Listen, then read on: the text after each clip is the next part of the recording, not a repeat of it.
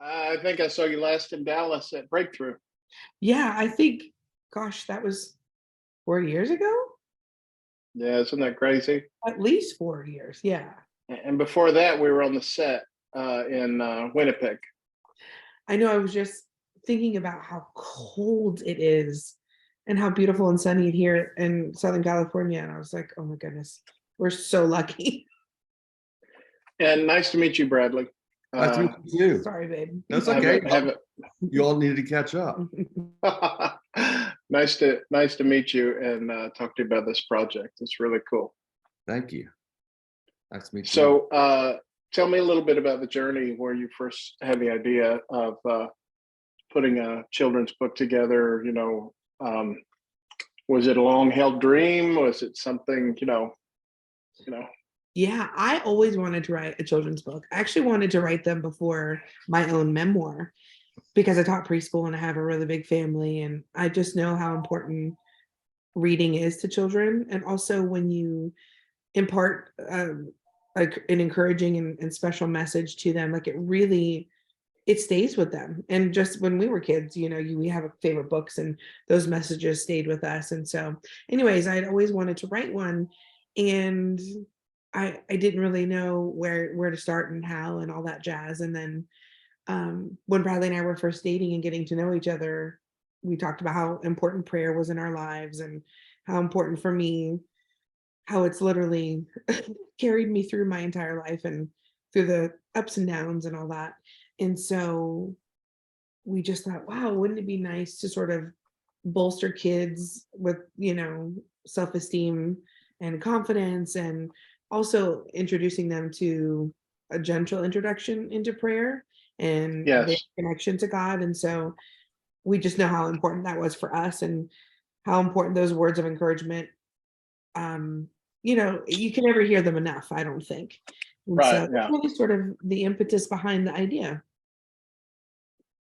And Bradley, you're a songwriter. Is that correct? I am. Yes, I am. And when Chris and I started talking about this book, the concept of the book, a lot came up for me about prayer and being a child, because my grandfather was very sick when I was young, and I saw how much stress my grandmother and my mother had on them, and which passed down to me. And I remember thinking, what can I do to help? And am I allowed to pray? Can I pray?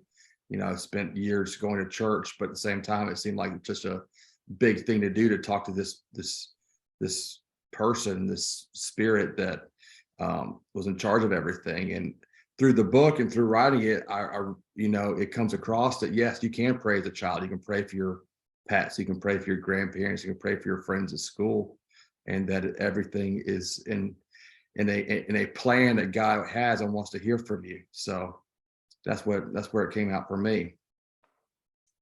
I'm curious, and I know it's slightly, I guess, off topic, but I'm curious how you guys met and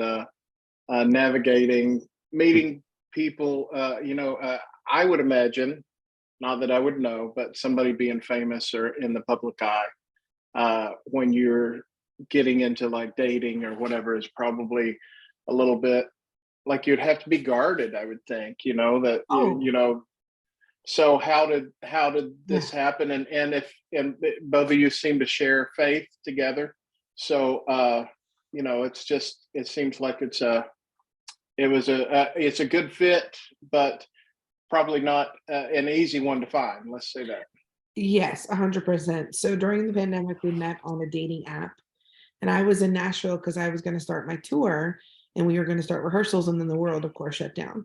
And everyone was just, everything was so weird and uncertain and scary, and people were just looking for connection. And so I remember I got on Bumble, which is a dating app that the woman has to make the first move. So they're the ones that actually reach out first, which is, I think, very refreshing. And anyway, we met, was it March or so? Yeah.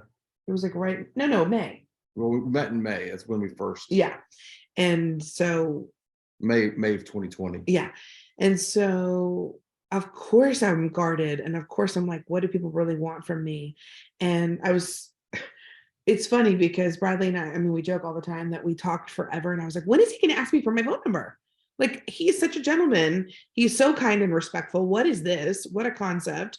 And I'm so grateful for that, because I knew that his intentions were good, and not because he wanted something from me or because I happened to be on the TV show. And so he's obviously much more patient than I am, because I was like, chop chop, let's go, let's talk on the phone. But we talked for like almost a month just via text, and then eventually did like a FaceTime date call. And yeah, it's tricky dating just generally, whether you're on a TV show or you're an actor or whatever your job is. It's tricky to be authentic and vulnerable, and especially to strangers. But if you aren't, then you never really make a real connection. So Right. it's a journey. It's definitely a journey.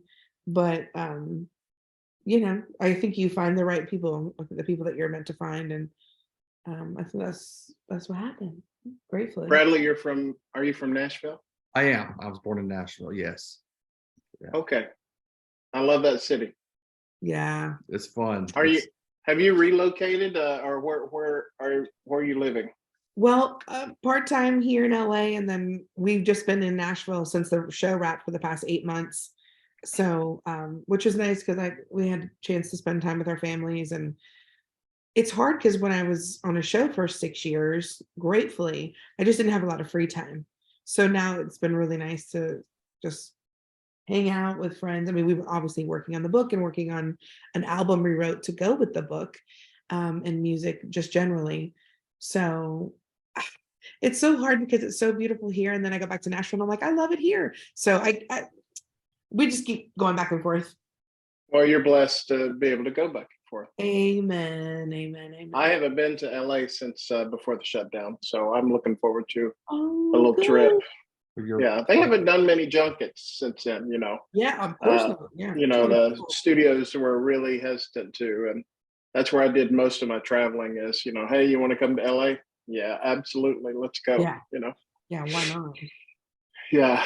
So, Bradley, what did you do? You've been a songwriter, is that right? Did you have a music background? I worked in the industry side for 16 years. I worked for a company called BMI, and that ended in 2018. Oh, okay. And I was there working in creative, working with songwriters. So that's probably, I laugh and say I told my mom I wanted to be a songwriter when I was 4, but it took me about 40 years to get there.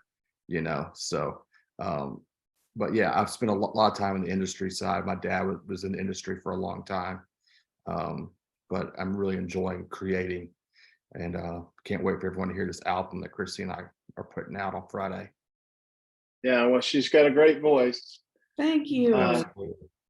And I always enjoy when you're able to show it off, because, everybody knew you as an actress first, but then you're able to kind of, show off your voice every once in a while. I spoke to, it seemed like about 3 months ago, I interviewed Logan Schroyer about the ending of the show, as the show is ending. So I'd love to hear your thoughts as it wrapped. I know it's probably bittersweet. Like you said, you're going to have all this extra free time and opportunities, but at the same time, it was a kind of a comfort or security for a while. Yeah, definitely. I mean, it was nice to have job security, and it was definitely nice to know what I was doing, for so long. And also the friends that I made, who I obviously look up to and revere. It's so hard because I miss them. I miss seeing them every single day at work, and I miss challenging myself with new scenes and different, storylines within the show. So yeah, I miss it. And there's days that I'm so grateful that I have free time, and then I'm like, I just want to go back to set. I just want to shoot that show. And it's hard to not compare anything else to it, because I mean, there's no such thing as perfection, but if there was, it would be This Is Us in every way. So yeah, Bradley knows I'm very vulnerable with him. And so some days I'm very emotional about it. And some days I'm like, wow, I'm just so grateful I got to have that experience. I don't think anything will ever top it, but I miss it, and I miss everyone. Yeah, it was a great show. Just a cultural it was such in the spotlight so much, the water cooler talk, everything. And that's not easy for shows to do nowadays with all the No. streaming and everything. But for that show kind of brought everybody together, Yeah. So Yeah. Thank you. anything else you might want to say about the book? It's a beautiful book. Thank you. And I love, like you say, the emphasis on prayer, and the album that comes with it. You want to talk maybe about a few of the songs or something? Yeah, sure. So one of the through lines in the book, we really sat with the book and with the producer Phil Barton, and Liz Rose is another songwriter we worked with, and Jen Wayne from Runaway June. And we really wanted to have the music be an extension of the book. And so we would go through the pages and really just hone in on what we think is invaluable for kids to hear. And one of the songs, I think it's probably your favorite, right? Pray for this day. No, Learning to Be Brave. Learning to be brave. Yeah. Yeah, it's learning to be brave. There's a page in the book where a little baby duck is on the back of its mom and trying to just tiptoe his little foot in the water. And so we wanted to just reiterate to kids and to anyone that we don't have to be brave in an instant, but we can learn to be brave, and that Mhm. by doing courageous things we can be brave. And so as he's learning how to swim, he's learning to be brave. So that's one song that we wrote, but they're all just from the book, in whether they're self-confidence boosters. We have a couple fun songs about learning to treat your friends kindly. Yeah. And Yeah, it's just it completes the thought of the book. It's there's a plan for us all, and you can read the book at bedtime, and it's an endearing lesson, and the album will send you off to sleep, because it's a lullaby album, and her vocals are powerful but also incredibly dreamlike. It's that's very sweet. really, really, really special. We're very excited about it, and I hope that kids will listen and have a great time, but also feel very loved and supported and valued and purposeful. So Good. Well, thank you for releasing it. I have 3 girls, 13, and then twin 10-year-olds. So, All right. I didn't know they had twins. yeah. So I'm the demo market, I guess, and so I always appreciate when people are releasing good, positive things out for children. So Yeah, it's Yeah. important. It's Yeah, important. well, we'd love to know what you think about it, and hopefully it's received as well as it was intended to come out. So, Yes. we're really, Yeah.